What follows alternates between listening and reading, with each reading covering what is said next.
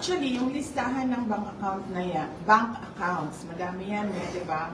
Noong, was it 2016 na Yes, nilabas? ma'am. Oo.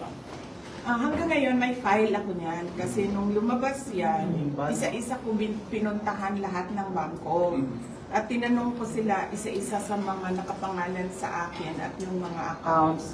Meron talagang mga accounts doon na hindi alam ng bangko, hindi ko rin alam, pero nandoon siya sa listahan. So,